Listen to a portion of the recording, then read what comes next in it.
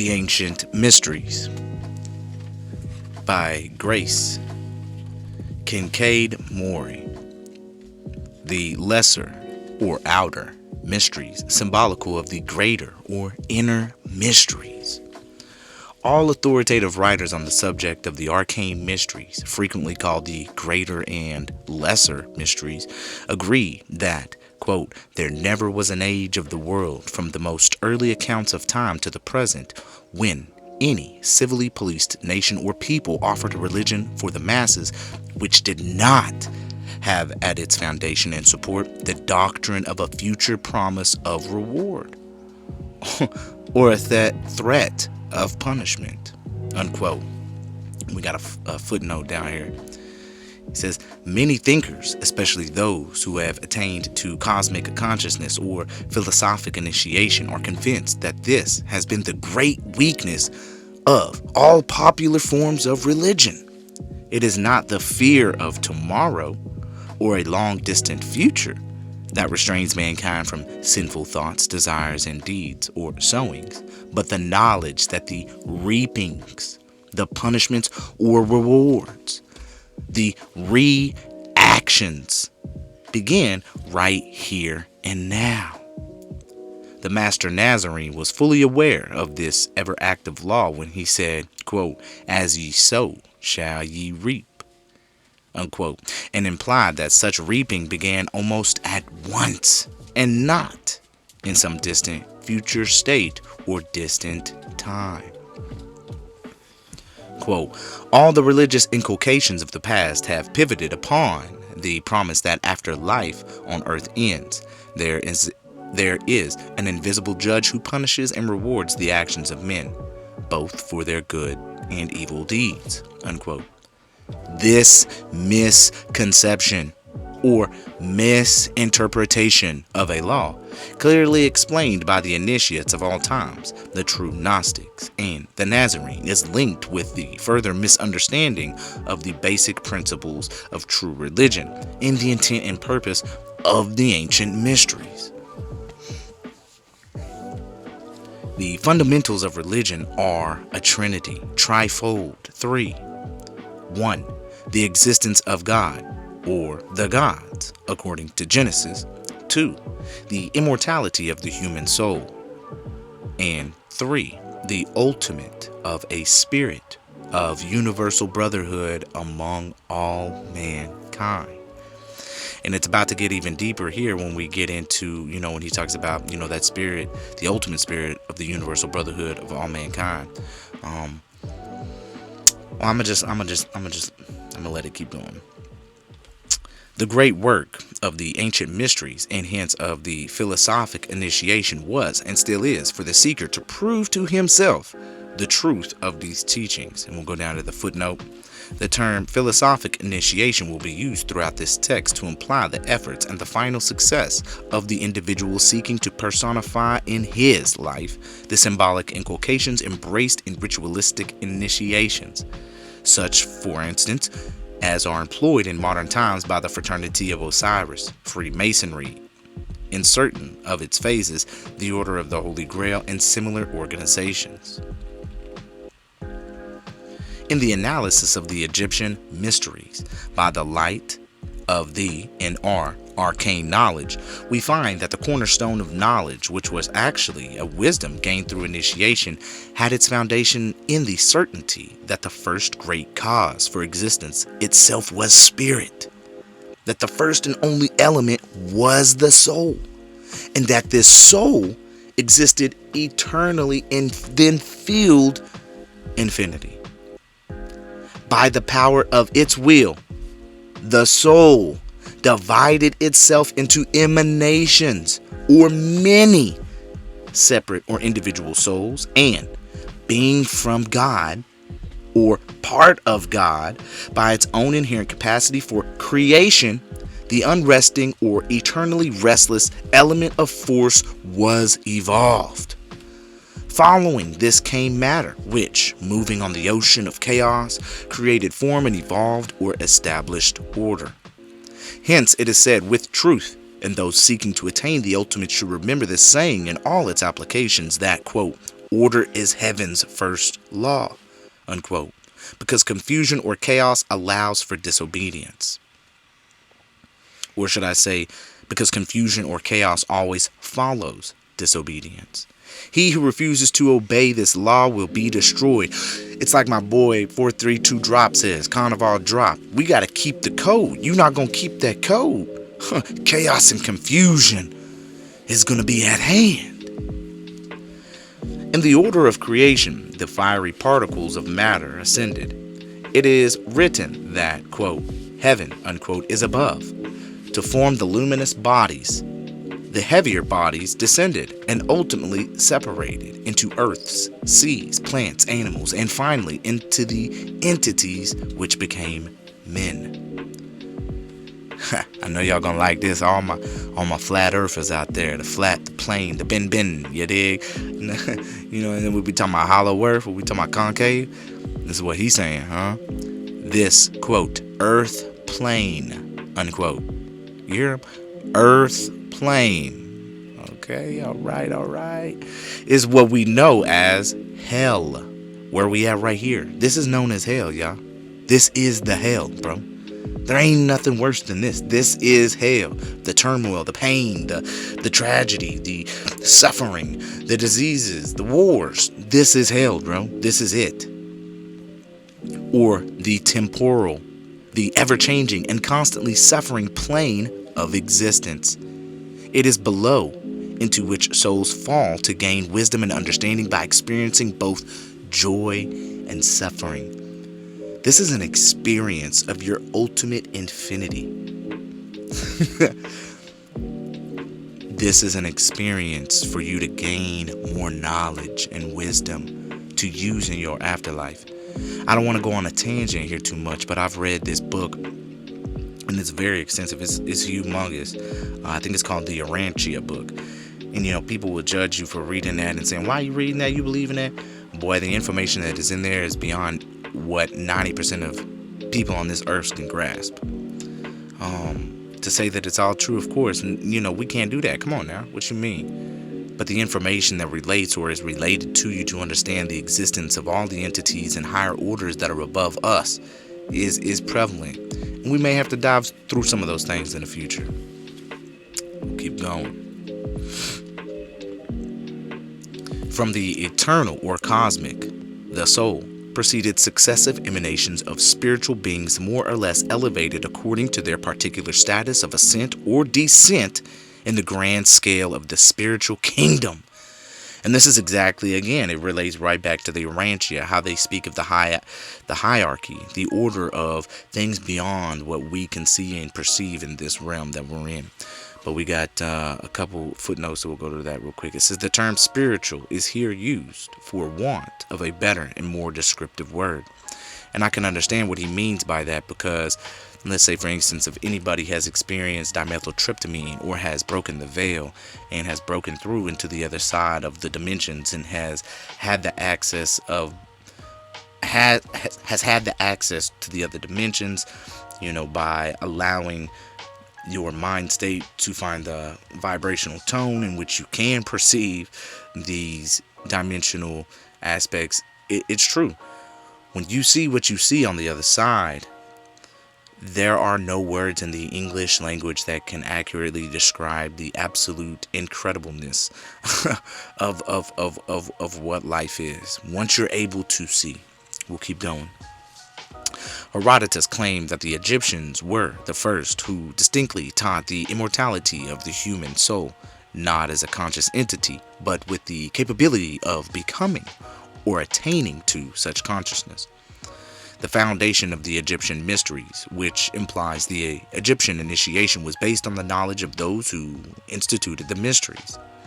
They taught that the soul had originally existed in a pure, sinless state, that it then fell from its original purity and innocence, and gravitated from the form of the spiritual essence into the material body.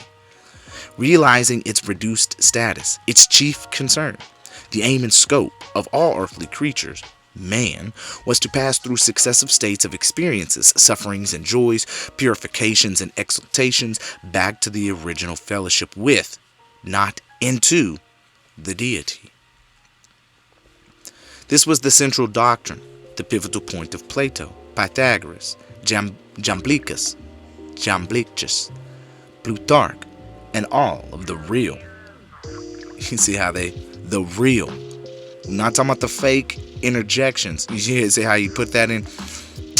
He definitely put that in, italics. The real renowned sages, philosophers, and historians who flourished from the beginning of historical times. It was also the doctrine of all those fortunate enough to have been accepted by the mystery or initiatory schools and to have attained to philosophic initiation. This includes the early Christian fathers, thence the Kabbalists of the occult schools, the Gnostics, or knowers of the truth, therapeutics, Essenes, and other initiates of the medieval ages up to the authentic Rosicrucians of the present day. To attain to philosophic initiation was the ambition of the enlightened man. The man of the crowd was satisfied with symbolic semblance of initiation and sought no further. And we'll jump down to this footnote number 4. Initiation by ritual, by imitation, not by soul awakening. This is the opposite or counter to philosophic initiation. These believed with the poet, aerial spirits by great Jove, designed to be on earth the guardians of mankind. Invisible to mortal eyes they go and mark our actions good or bad below. The immortal spies with watchful care preside, and thrice 10,000 round their charges glide. They can reward with glory or with gold, and power they by divine permission hold. Hesiod. The true seekers, those who became the priests and initiators, were not so easily satisfied. They sought spiritual development and continued to seek until they attained to the soul's consciousness, meaning cosmic knowledge of the soul's divinity. The belief in spirit existence, of a life beyond the great divide, was sufficient to ensure mass acquiescence to the national cultus. The popular morality of the masses has never been sufficiently high to attain to the high ideals aspired to and upheld by the initiates of the mysteries, because the majority of mankind never did possess the desire for or the willingness to undergo the self-denial necessary for such attainment. Do you understand the implications of how deep that is? Do you have the willingness to undergo the self-denial necessary for such attainment? As a result, the lesser mysteries, that which we know as ceremonial or ritualistic initiation, were instituted for the purpose of teaching the truth of the soul's existence and to give mankind an assurance and a self-satisfaction otherwise impossible. Moreover, these initiations constituted a bond that served to bind the masses together, even if only loosely. Try as we will, we cannot get far away from the shadow or fact of the existence of a pre-Egyptian country, any more than we can outlaw the belief and the pre-existence of the soul. Pre-Egyptian, we talking about America, By giving consideration to Egypt as a land of glory, blessed with the knowledge of the immortality of the soul, we are brought back in a circle, as it were, to the legendary Atlantis. Atlantis, the America. This, for the very sound reason that the mystery schools, with their philosophic initiation, had to have a beginning. And if not in Egypt itself, then where?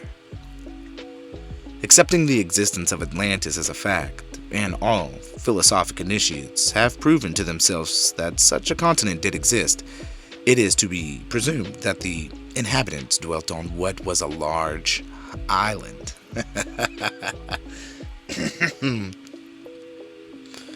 Smaller islands forming a means of communication between what is now Europe and Africa on the one side and America on the other.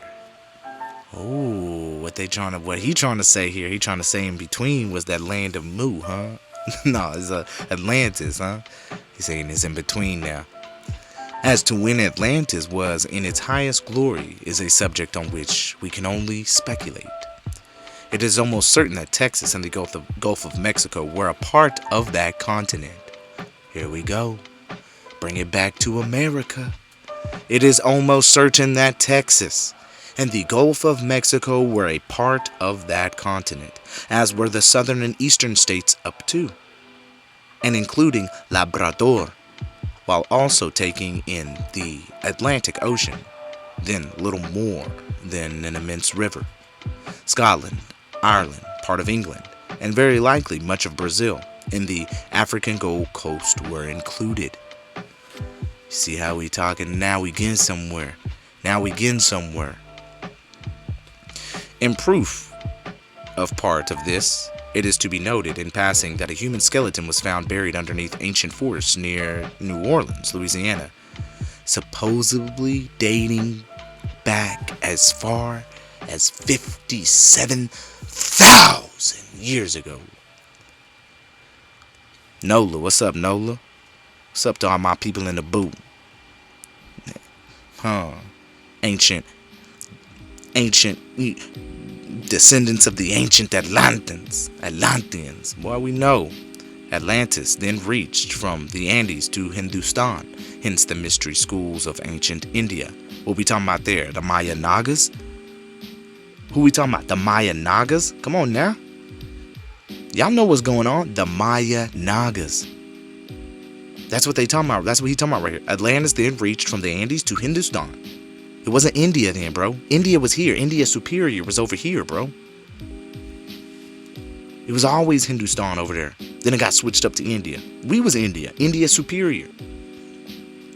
Check on them old maps. Hence the mystery schools of ancient India. There was an interchange or exchange between countries of commodities such as what? Maize? What is that? Corn? Yeah, you damn right. Corn. Cradle of civilization. Food. Got people to sit down, cultivate, cooperate. Native to our American Indians. We ain't saying Native Americans here. We saying American Indians. And who are the American Indians? They not African Americans. They swarthy Indians, man. From the Mississippi Valley.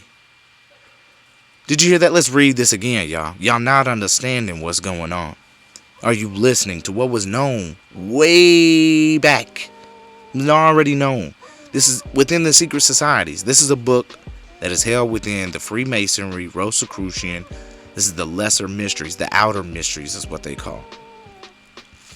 Atlantis then reached from the Andes to Hindustan, hence the mystery schools of ancient India. There was an interchange or exchange between countries of commodities such as maize, native to our American Indians, from the Mississippi Valley. Copper from the Lake Superior region, so much used in Africa. Gold from Peru and Mexico, so plentiful in certain sections of South America and Western America. Spices from India, tin from Wales, Cornwall and sections of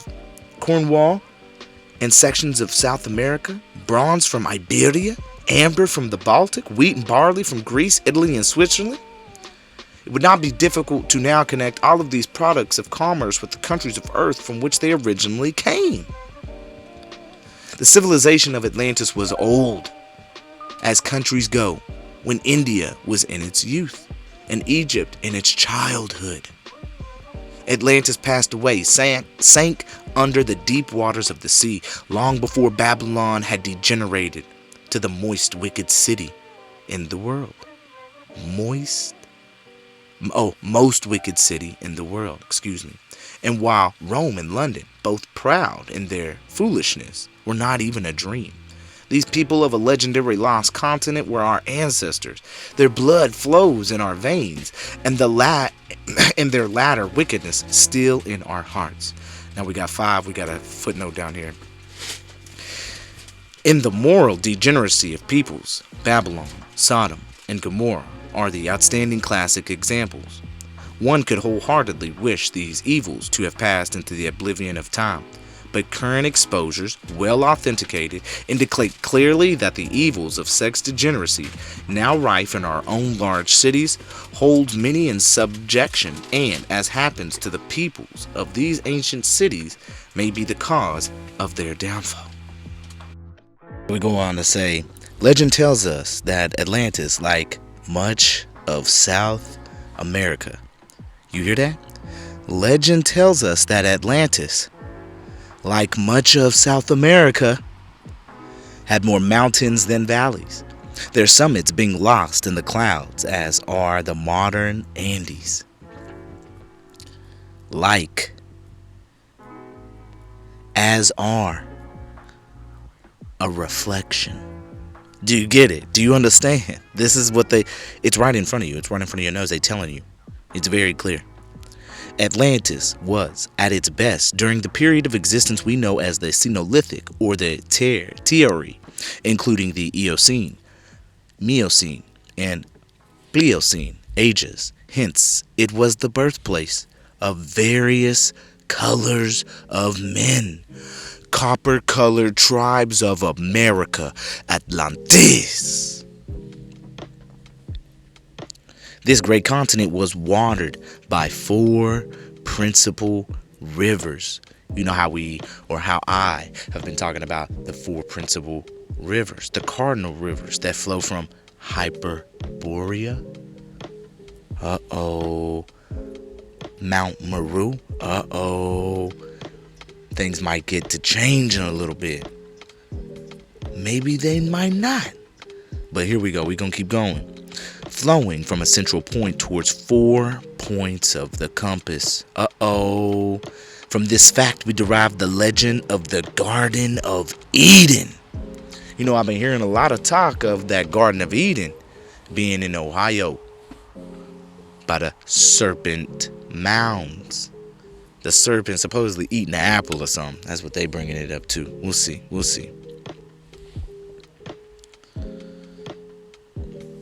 So it says, Garden of Eden, Atlantis with its 4 rivers saw the beginning of man, the origin of the human race. It was man's birthplace. America. Amaru. The climate changed from age to age or cycle to cycle. What we talking about? 25,000 years? What we talking about? Glaciers covering all of Canada? What we talking about? Glaciers coming beyond the Canadian and American, North American borderline. Talking about them glaciers and them floods, man. You hear what they saying? Beginning with a heat so great no living creature could exist, there was a gradual cooling process until the colored race became possible. This cooling off continued until the yellow race, less pigmentation of the skin due to less intensive rays of the sun. So yeah, he going with that route. And finally, the beginning of the white race. Ooh. What? The beginning is when? After? Well, I'm confused, man. I'm confused. He didn't say. So they were. Let's go back. So we come up here and he talking about Atlantis was at its best during the period of existence we know as he going through all those periods, right? Of ages. Hence, it was the birthplace of various colors of men. Copper-colored tribes of America, all right? Then he comes down here and says, this great continent, America, okay, from its central points, okay, from this fact we derive the legend of the Garden of Eden. Atlantis with its 4 rivers saw the beginning of man. Atlantis saw the beginning of man, the origin of the human race. It was man's birthplace. Okay, now I'm agreeing with him on the climate change from age to age or cycle to cycle. Big beginning with a heat so great no living creature could exist. There was a gradual cooling process until the colored race became possible. This cooling off continued until the yellow race, or less pigmentation of the skin due to less intensive rays of the sun, if you want to go by that. And finally, the beginning of the white race, with practically no pigmentation, made its appearance. At this time, the climate was mild and pleasant, similar to that of the Azores. Oh my. Oh my. The inhabitants were of three distinct races, physically and morally, but all three were versed in primeval wisdom and the secrets of nature. The three races differed widely in color, and as time passed, their natural antagonism caused them to fight for supremacy. They got a little bit too prideful. Oh man, I want to be in recognition. I want to be all in control. They couldn't just be like, hey man, everybody just eating together. This is just lovely. We just like, yes, it's great. The light colored race possessed less of the emotional nature and more of cold reason, which in time gained control over the more emotional races. So people with heart, you hear me? We're going to break that down. People with true heart and emotion, compassion, feelings. These feelings are derived from the supreme of understanding what is right and what is wrong, and that's why people get so emotional. That's why you see us so emotional. We are emotional people. It is what it is, you dig? But that's because of our connection. Then he comes over here to say that the light colored race possessed more of cold reason. Oh man, so they just was cold with it, cold hearted, just like, hey man, we just gonna, if we can do this and nobody knows, we're good to go. Is that is that how it's going? So it says the Atlanteans had a long period of the highest and noblest civilization. The later Greek, Roman, Romani, and even Egyptian races, all of those were in the same color category too. Let's not get it confused. In their glory were nothing as compared to the civilization that began with the third or white race. Oh, really? Were nothing as compared to the civilization that began with the third or white race. Oh shit. We'll see what he's got to say. This is getting crazy. They domesticated the horse, possessed sheep, and manufactured woolen goods. Oh, really? Domesticated the horse? They raised cotton and manufactured articles from it. Cultivated maize. Oh shit. We talking about the white race of... Oh yes, because he's got white race up here in parentheses. Okay. So usually when they put things in parentheses, things do get changed up from time to time. So this could seriously mean pure. Those who are pure.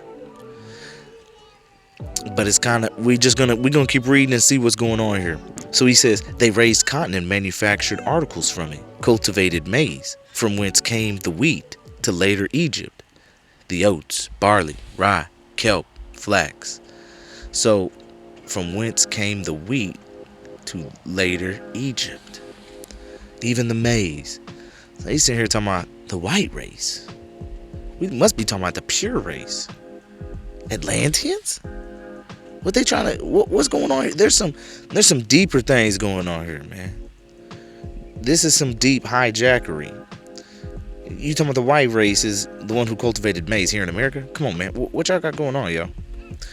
They were expert in the building of aqueducts and canals for irrigation, the secrets of which were known to the American Indians of the southern United States and to certain other countries.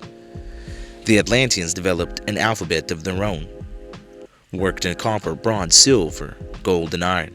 They had a perfect knowledge of magnetic energy. They had a what? Perfect knowledge of magnetic energy, of the magnet, electricity, and the source of power, somewhat like our gunpowder. We know about magnetic energy today, electricity, and how it works. Yo, we see people out there on the streets, man, out there getting it, where they putting, they putting these motherfucking alternators and generators together and modifying the coils on them to where they got it hooked up to a flywheel, and that thing just banging. I'm talking about just going straight juice, all juice, straight from magnets. The magnets. The Atlanteans possessed a knowledge of astronomy and the zodiac unknown to our present age. They had a type of airship. Look at these niggas. Yo, look at these niggas talking about in these books, man. Which could navigate in the air or in water and could carry many men or much goods. The force employed was similar to the vril visioned by Bulmer Lytton in his Coming Race. Ooh, man. In time, the Atlanteans spread out in colonies toward both east and west. This required centuries to accomplish, and before relations were established between the mother country and the outlying settlements thousands of miles apart, there sprang up, due to distance and infrequent intercourse, new dialects native to the many isolated settlements. The religion of the people was a gradual development and differed according to racial progress. America, Atlantis, is the true old world. It is the beginning. It is where everything started in relation to civilization, bro. Like, I don't know what y'all don't get about this. The religion of the few, the initiates, based on the concept of one universal, omnipotent first cause. You hear that? One universal, omnipotent first cause. They not talking about the sun, bro. The sun is a force. Y'all talking about, oh, they worship the sun, all these secret societies. They not worshiping no sun, bro. Like, what are y'all talking about? They understand it as a force. Reached great heights and continues to be the basis of present-day philosophic initiation. The sun, giver of life to all existing living things, was regarded as the mighty symbol. Oh, look how I just spoke about that and it comes up. As the mighty symbol, not reality. Symbol, an instrument of the one God, or causative law. The soul of man was held to be immortal, though not consciously so, until this consciousness was attained by self-effort. Unfortunately, in time, decadence set in among the people of Atlantis, a decadence through which all ancient nations thus far have passed to their end, always as a direct result of vicious practices and weakness due to their own lack of effort. Towards the end of their civilization, the Atlanteans, like other nations after them, became terrible sorcerers, and this brought about their ultimate fall. And we got a footnote.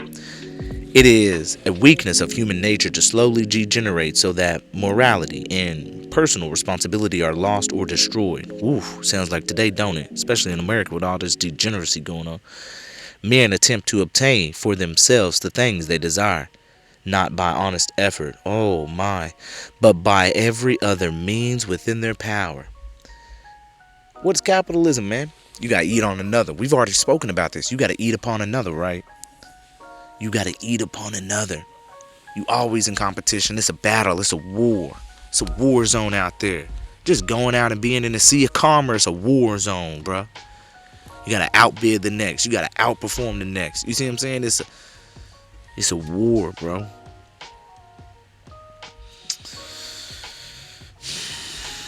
As a result, they became, by thought and act, thieves instead of producers.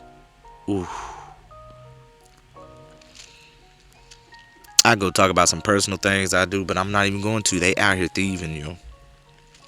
The great master initiate, the Nazarene, was fully aware of this. Undoubtedly, it was this he had in mind when he said, only the laborer, he who produces, is worthy of his hire, of that which he produces. Where was we at in that footnote? I saw that footnote. Okay, the ultimate fall. Unfortunately for our times, we are in the whirl of another just such a decadent cycle, with few exceptions. Men today seek to obtain the things they want with as little honest effort as possible, with the result that the comparatively few who are well organized reap the benefit at the expense of the many not so organized. There is, however, an even more insidious evil today. The less the mass labors, the greater their compensation. The more time do they have for luxuries and idle pastime, with the natural result that they become physically weaker and less mentally alert. The result, the greater mass being subjected by circumstances over which they have no control, must labor for longer hours, their compensation in less, their luxuries are few, they have less opportunities to be idle, hence they retain their physical strength and alertness for their proper opportunity, and in time overthrow those, apparently, more favored ones and their government. Ooh, them caps got me lit. History teaches us this all too plainly, but we are blind to its warnings, and like the ancient peoples, unless we awaken to our peril, will we be made to suffer the consequences. Yo, man, we gonna dive into this. The next one gonna be the pyramid, an altar to God, a temple of initiation, a resting place for the gods. Yo, we gonna run through this. How y'all liking this? This vibing, huh? This good. Yo, I appreciate y'all being with me, man. We gonna get into the next one very soon because I'm really liking this book. Again, we dodging a hijack in a lot of instances. We trying to really see what is being said in parentheses here. There's not been very many parentheses in relation to a word that he has used other than, the quotes. So he's definitely putting something here in relation to pure, because he knows about the Americas. But he talking about, another race popped up out of nowhere suddenly. They wasn't here before. You see what I'm saying? So even they knew it at this time and was talking about it at this time. They knew it. It was what it is what it is. It's like, y'all can't accept it now. Y'all don't want to, But either way, there's been a lot of great information in here. Again, we just constantly confirming Atlantis over and over here in America. I think that's something that really stands out to me is how Maury Kincaid Grace, he's speaking on the four rivers of the four cardinal points, and from my earlier research, as we've been going into America's the true world, we were speaking on Mount Meru and the four rivers. So, we have to really kind of look at now what's being said a little bit later from the research that we're doing, and how does that correlate? We know that there's some talk with Maury here of Texas, Louisiana, 57,000-year-old skeleton. So when we really talking, where did that go? I'm gonna have to check in with Waking Up with Analog and see what articles that he's been able to pull up from the historical record, as far as like newspaper clippings and stuff like that. He goes back far and deep, and see if maybe he's got something for us to show some things in Louisiana. But let's not forget about Pilot Point and how Pilot Point was shaped. Again, in that half circle right on the edge of a riverbank. You see what I'm saying? And that was completely destroyed. Or maybe it's just completely been covered, right? There's so much soil accumulation from the age of how old it truly is. You see what I'm saying? And that's how I feel about the mounds. I don't see them as mounds. I see them as pyramids that's had a massive amount of soil accumulation. And those who know do not seek to disrespect the most ancient of ancients, which is those Atlanteans here in the true world of America.